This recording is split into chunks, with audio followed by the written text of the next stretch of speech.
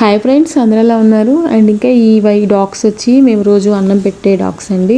ఇంకా మామూలుగా ఆ రోజు అన్నం పెట్టేసాము. పెట్టినాక మళ్ళీ ఈవినింగ్ అలా బయటకు వెళ్తుంటే ఇవైతే మా దగ్గరికి వచ్చేస్తూ ఉన్నాయి. ఇంకా అసలు ముందుకు వెళ్ళనివ్వట్లేదు. వచ్చి ఇంకా మొత్తం కాళ్ళ దగ్గరకు పడిపోతూ ఉన్నాయి. ఇంకా వాటిని అలాగా కాసేపు వాటితో గడిపితే చాలా బాగుంటుంది మైండ్ కూడాను.